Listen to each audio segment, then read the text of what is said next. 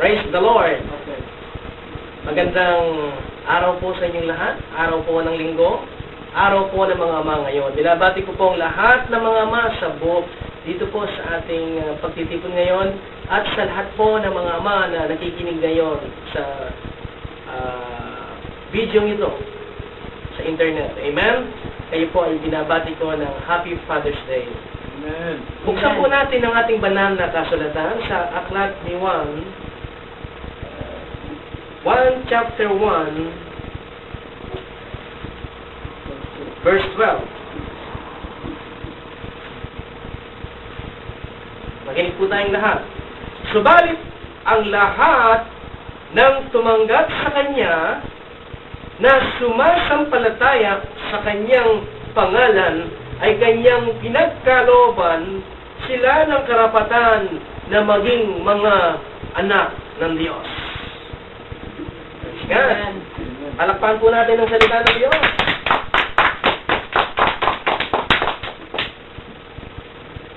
Father's Day, ano nga po ba ang isang ama, isang tao na kung saan ay pinagkakatiwalaan natin, isang tao na kung saan dumidepende tayo sa Kanya, kumukuha ng kalakasan. Ang ibig sabihin nga po ng Father, yung root meaning nito ay the source or prototype. From one whom I get my strength. Sa Kanya na pinanggagalingan ko ng kalakasan.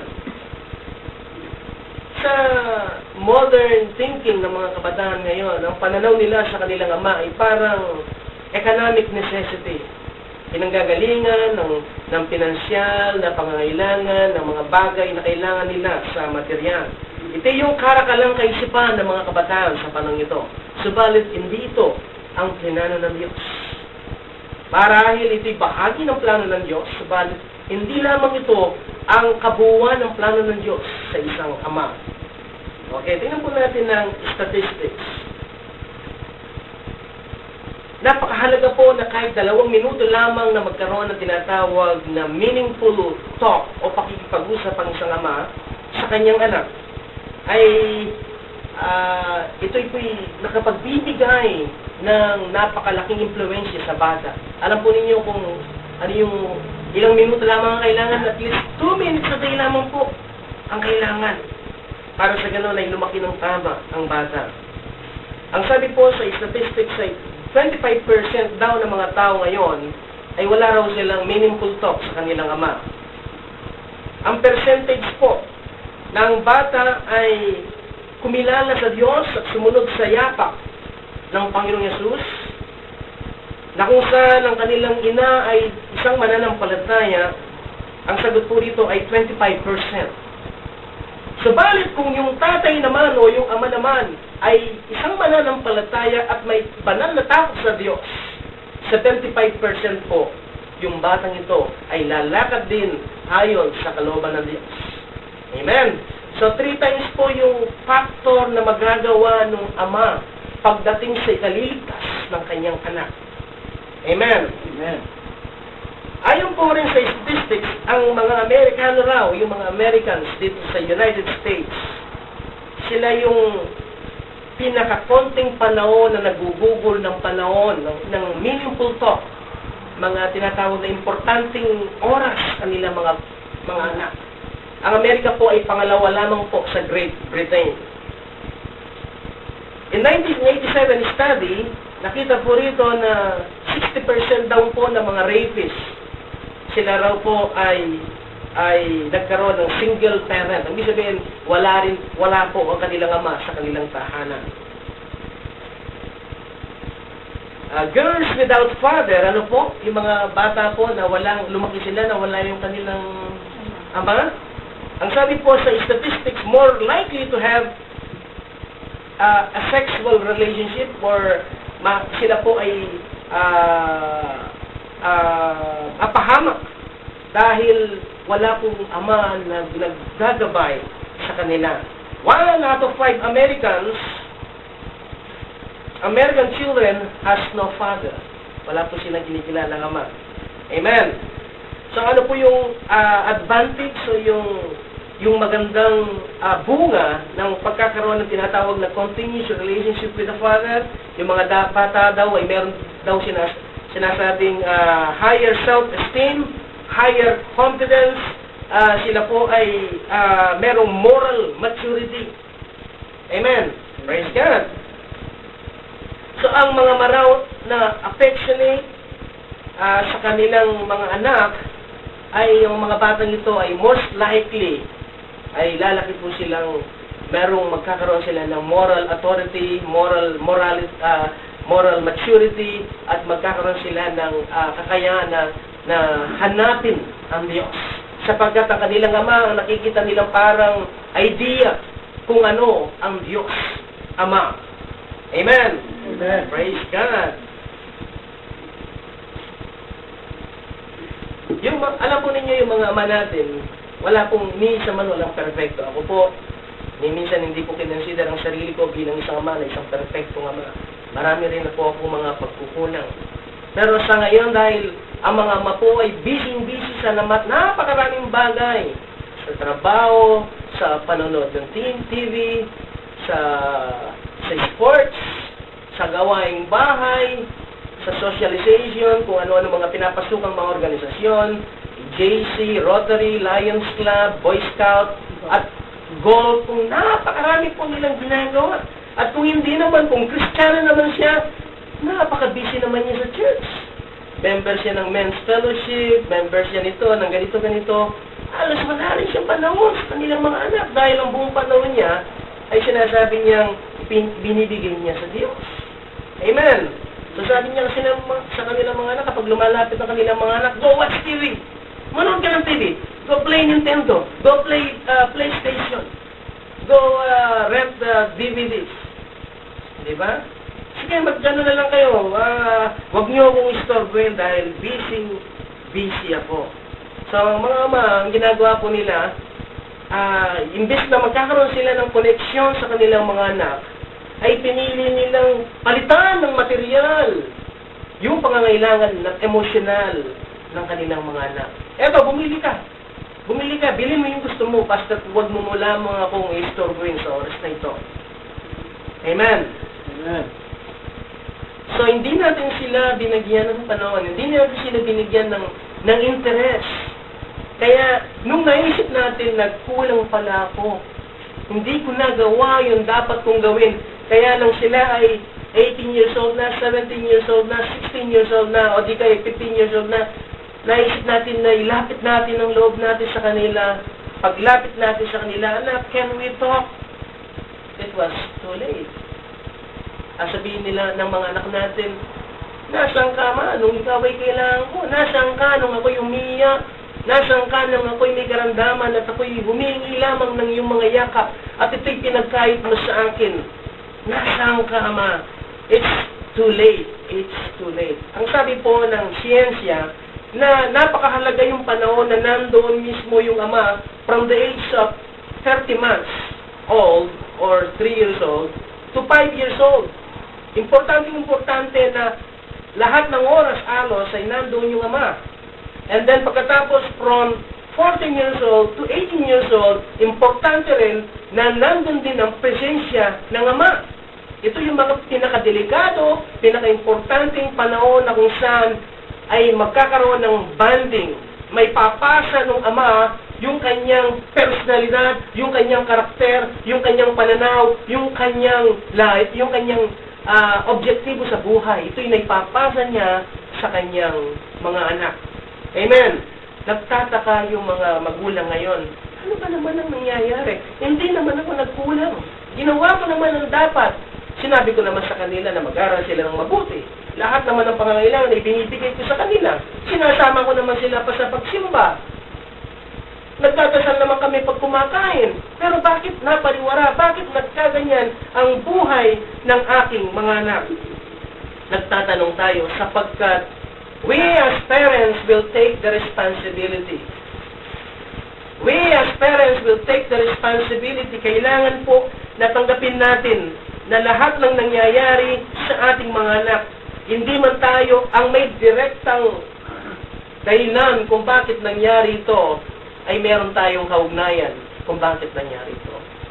Amen? Amen. Meron po tayong kaugnayan. Kaya nga po, napakahalaga na ang mga ama sa oras na ito at lahat pa ng mga ama na magiging ama sa darating na panahon, pagkasilang pa lang ng sanggol na yon na kanilang minamahal, magkakaroon na sila ng direktang koneksyon o responsibilidad at sasabihin nila, anuman ang mangyayari, anuman ang magiging ng aking anak, anuman ang magiging kinabukasan niya, lahat ng ito'y inahatang ko sa aking mga kamay. Amen? We have to take that full responsibility. Hindi po tayo pwedeng ipasa kahit kanino. Hindi natin pwedeng ipasa dahil kanino, dahil yan, dahil dyan, dahil dyan. Hindi po. Pinagkalooban tayo ng Diyos ng mga anak bilang mga ama upang sa ganon itayo natin ang responsibility na ito. We are not only the father of our child, we are their pastor. Amen? Amen. Tayo ang tinitignan nilang halimbawa sa physical na buhay at sa spiritual na buhay. Amen? Amen. Ang sabi ng Panginoon Diyos, God can help us to be good father. Layunin ng Diyos at kanyang ninanasa sa kanyang puso na ako, kayong lahat ng mga ama ay maging isang mabuting ama na tulad niya. Amen? Amen. Alam ninyo, wala nang iba pang dadakila sa ating dakilang ama. Amen? Kaya ako po pinangangaral ito, hindi dahil sa tinitignan natin ang pagkakamali ng ama. Gusto ko pong linawin dito na lahat ng mga ama ay meron po silang mabuting layunin. Lahat ng mga ama ay wala silang anumang ninanais, ninanasa na mapasama ang kanilang mga anak. Ang kanilang layunin ay napakaganda. Ang sabi nga ng Biblia, kahit na yung masamang ama, kapag humingi sa kanya ng tinapay, hindi niya yan bibigyan ng bato, o di niya yan bibigyan ng ahas. Amen? Kaya nga po, ang sabi ng Biblia ay importante sa ama, first and foremost, ang una niyang maging layunin ay may pasa muna ang kanyang espiritual na karanasan sa kanyang mga anak. Yun ay kung meron siyang espiritual na karanasan. Yun ay kung meron siyang kapayapaan. Yun ay kung meron siyang kagalakan. Yun ay kung meron siyang tunay na kahulugan ng kaligtasan. Hindi mo pwedeng ipasa ang isang bagay na wala ka. Hindi po ba? Amen. Gusto natin ang ating mga anak, magsimba kayo. Pumunta kayo sa church. Lumapit kayo sa Diyos. Manalangin kayo. Araw at gabi, manalangin kayo sapagkat ayaw kayong mapahamak. Paano po natin sasabihin sa ating mga anak yan kung hindi nila nakikita ang buhay ng Diyos sa ating mga buhay? Amen? Kaya ang pinakamahalagang may pamamana natin sa kanila ay walang iba kundi ang ating mga puso. Amen? Mga ama, ang Diyos ay nananawagan sa inyo. Ibigay ninyo ang inyong mga puso sa Diyos. Sapagkat kapag sinuko ninyo ang inyong mga puso sa Diyos, darating ang pagpapalang. Hindi ninyo minsan akalain na darating sa inyong buhay.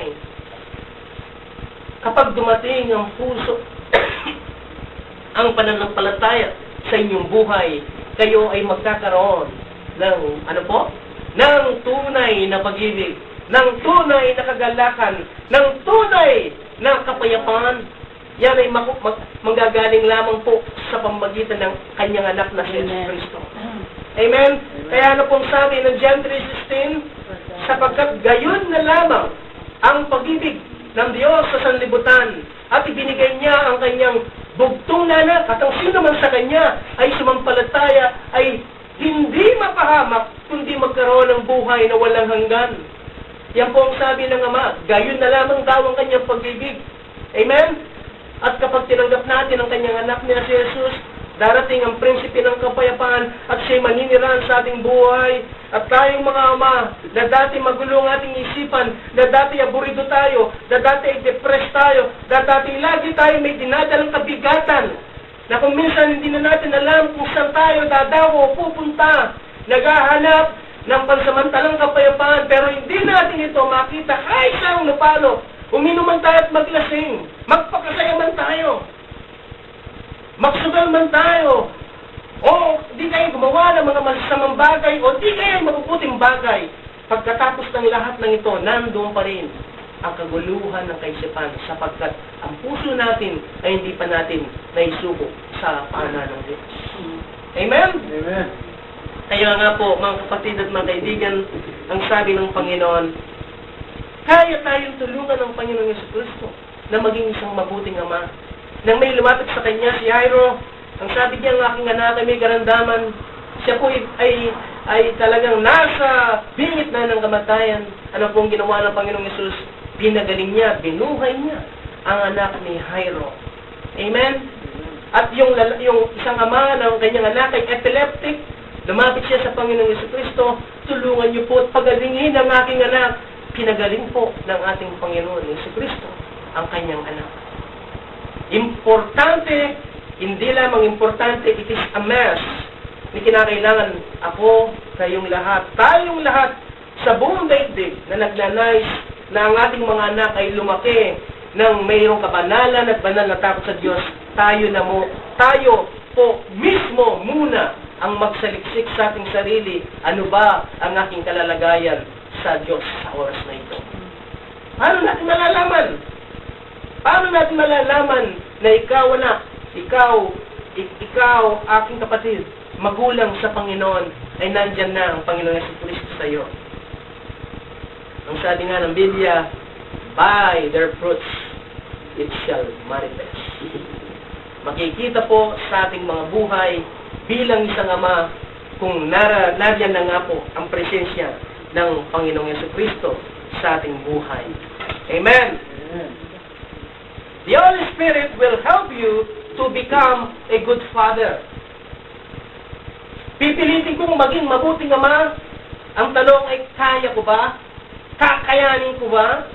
Ang sabi ng iba, kaya natin ito. Pwede tayong maging mabuting ama. Basta pilitin lamang natin maging mabuting ama. Hindi po. Posible po na tayo ay maging mabuting ama without the guidance of God. Amen? Without the guidance of God, nobody can be a good father. Amen? Amen. Ikaw ay naging tiran ng banal na Espiritu sa panahon ng iyong pagbabalik sa Diyos. Kaya, ikaw kapatid, nung tinanggap mo ang Panginoon, naging tirang ka ng templo ng banal na Espiritu Santo. Dahil ikaw ay nagbalik loob sa Kanya. 1 Corinthians chapter 3:16, ano pong sabi? Hindi ba ninyo alam na kayo, mga ama, amen, na kayo, mga ama, ay mga templo ng Diyos at naninirahan sa inyo ang Kanyang Espiritu. Amen. Ang warning po dito ay huwag maging hangal at mapagkumwari na hindi mo alam ang mga bagay na ito. Amen. Sapagkat alam po natin lahat na by the time na tinanggap mo ang Panginoong Jesucristo, ikaw ngayon ay templo na ng banal na Espiritu Santo. Ninanais ng Espiritu na likhain sa iyo ang karakter o personalidad ng ating Panginoong Jesucristo. At ano po ang darating sa iyo bilang isang ama? Ano po rito sa Galatians chapter 5 verse 22, nung ang templo ng Diyos ay nasa iyo na bilang isang ama? Galatians 5 verse 22, ang sabi po rito, subalit ang bunga ng Espiritu ay pag-ibig, amen, kagalakan, kapayapaan, katiyagaan, kabaitan, kabutihan, katapatan, kainahunan, at pagpipigil sa sarili. Walang utos laban sa ganitong mga bagay. Amen. Amen. So it is a natural thing bilang isang ama kapag ako'y nagkaroon ng isang personal na relasyon sa Diyos, things will happen. Magkakaroon ako ng mga bagong personalidad, bagong karakter, bagong pananaw sa buhay. Dati, kaya ko lamang gustong mag-aral ng mabuti ang aking mga anak upang sa ganoon makatapos sila ng koleyo. At kapag nakatapos sila ng koleyo, ay magkakaroon sila ng mabuting trabaho at hindi ko na problema ang kanilang kinabukasan sapagkat meron na silang edukasyon. Amen? Hindi po yun ang motibasyon ng isang tao may banal na takot sa Diyos. Kaya natin sila pinapag-aral sapagkat it is number one, ito po yung isang pananagutan natin mula sa Diyos. At kaya natin sila pinag-aaral dahil ito po yung hudyok ng Espiritu Santo. Hindi lamang upang sila noon ay yumaman sila, gumanda ang buhay nila. Bago pa sila mag-aral, kapag ibinigay mo ang puso mo sa kanila, meron na silang magandang buhay. Amen. Wala nang makakatumbas sa puso ng isang ama na ibinigay sa puso ng kanyang mga anak. At yung pag-aaralin mo sila, buhayin mo sila, palaking mo sila, ito po ay bonus na lamang. Bonus na lamang po yun. The most important thing na pwede kong ibigay sa aking mga anak ay yung aking puso na binago, minolde, at pinalitan mula sa isang pusong marumi, isang pusong matigas, isang pusong puno ng pride o ego. Ngayon, ang pusong ito ay pinalitan ng isang pusong mamon. Pusong malambot. Pusong may kakayang magpakumbaba. Amen? Amen. Sapagkat anuman ang personalidad ng isang ama, ito yung kanyang naipapasa sa kanyang mga anak. Kung makita po ng mga anak natin na tayo ay talagang nagtitiwala sa Diyos, we are a man of prayer, we are a man of the word, we are a man of action. When I say a man of action, you preach the word and you do the word according to what it was written in the word of God. Yan po ang tinitignan ng ating mga anak. Hindi lamang yung sinasabi natin. Amen? Amen. Ayon po sa Mateo chapter 7 verse 9 to 11, bibigyan ba ninyo ng patong yung anak kung humihingi ng tinapay? Bibigyan ba ninyo siya ng ahas kung humihingi siya ng isda? Kung kayo na masasama ay marunong magbigay ng mabuting bagay sa inyong mga anak, gaano pa kaya ang inyong ama na nasa langit, ibibigay niya ang mga mabubuting bagay sa mga humihingi sa Kanya. Tandaan ninyo, ngayong araw ng mga ama, bagamat sineselebrate ito ng mga katulad kong ama, meron tayong isang dakilang ama na dapat nating pasalamatan sa araw na ito.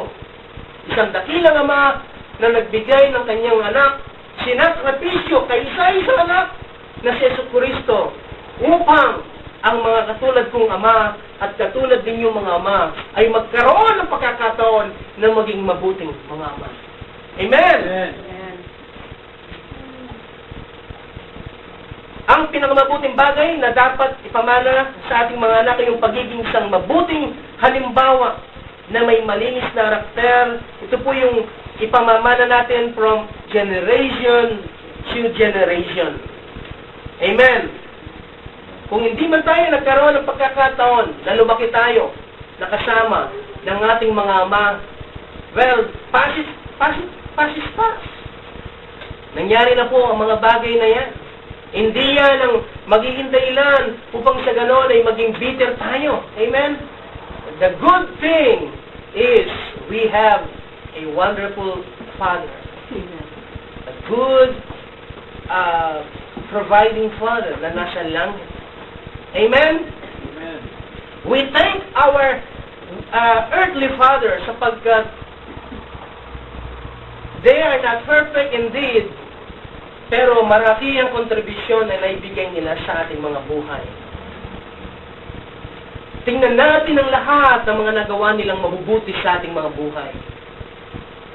Huwag nating tingnan yung mga masasama, sapagkat ang mga masasama, it just affect or influence our future. Tingnan natin yung kabutihan na ginawa nila sa ating mga buhay.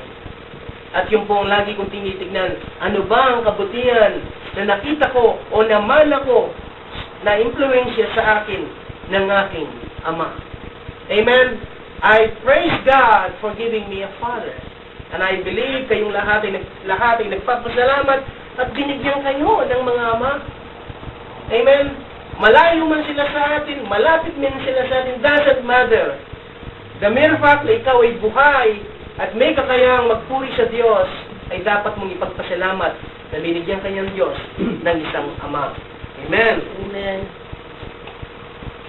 Praise God.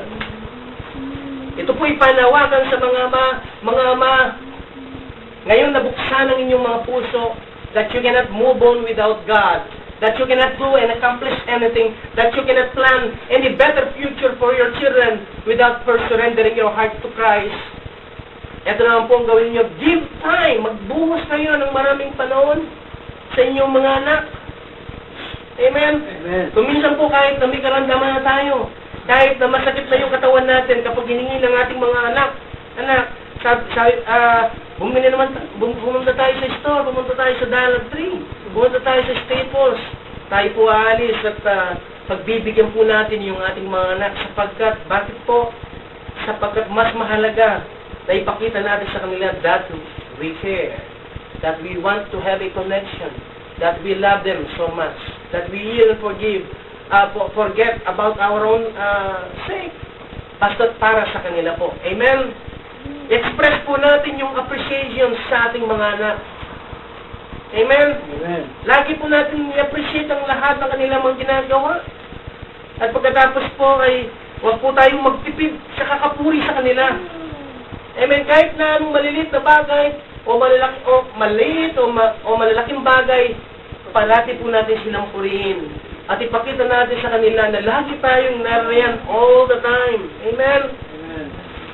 At turuan po natin ang ating mga anak na tanggapin nila ang kanilang mga sarili, kung sino sila, kung ano sila, kung ano yung magagawa nila at yung hindi nila na magagawa. Tulungan natin silang i-appreciate yung kanilang mga sarili. Amen? And by doing that, ipakita din natin sa kanila na ina-appreciate din natin ang ating sarili o ang ating kalalagayan bilang mga ama. Bigyan po natin ang ating mga anak ng isang optimistic perspective sa buhay. Bigyan natin sila ng isang optimistic perspective, hindi base sa pansariling kaisipan o katalinuhan, kung hindi kung ano yung sinasabi ng Biblia. Amen? Kapag kasama mo ang Panginoong Jesucristo, siya ang may hawak ng bukas. Amen? Dapat po nating may tanim sa ating mga puso. At ipakita sa ating mga anak na bilang isang ama, ipakita natin na kahit anuman ang mangyari, nandun pa rin yung ating kalinga, care, and concern sa ating mga asawang babae. Amen? Sapagkat kapag kahit ano kapag magulang na babae o magulang na lalaki, kapag kausap mo ang iyong ama, kausap ka ng iyong mga anak, at ikaw ay nagsasalita ng masama laban sa iyong asawa, sa iyong mga anak, nagsasalita ka na ganito, na masama siya, na ganito siya, hindi nyo alam mga magulang, ito'y nakaka-apekto ng napakalaki sa bata. Magugulungan sila, sapagkat kayong mga magulang, inisip lamang ninyo ang mga sarili ninyo, dahil sa sama ng loob ninyo, nagsasalita kayo ng masakit laban sa inyong mga asawa, sa harap ng inyong mga anak. Ginugulo ninyo ang isip ng inyong mga anak, sapagkat ang hindi nyo alam, ang mga anak ninyo, mahal nila kayong pareho. Amen? Ang mga magulang ang mag-aakay sa kanilang mga anak at tulungan silang maging mabubuting ama pagdating ng araw. Ilapit natin sila sa Panginoon. Tulungan silang maging mabuting ama sa kanilang mga anak sa darating na panahon kapag sila'y naging ama na rin. Amen? Amen. At ikaw bilang ama, tulungan mo ang sarili na ilapit mo ang sarili mo sa Diyos. At para maging mabuti ka sa harap ng Diyos, kinakailangan give your life to Jesus. And how can you do that? Humble yourself right now. Magpakumbaba ka na ikaw ay makasalanan, na ikaw ay hindi naging karapat-dapat sa kanyang harapan. Isuko mo ang iyong buhay sa kanya at pagkatapos ay sabihin mo sa kanya, Ama, tinatanggap ko ang iyong anak na si Jesus bilang aking sariling Diyos at tagapagligtas ng aking buhay. Nagpapakumbaba ako, humihingi ng tawad sa lahat ng aking mga pagkakasala. Tulungan mo akong maging mabuting ama. Maraming pong salamat at nawa ang mensaheng ito na binigay ng Diyos sa umagang ito ay makapagbibigay ng kalakasan at kaunawan sa lahat po ng ating mga ama sa buong daigdig. Amen. Amen.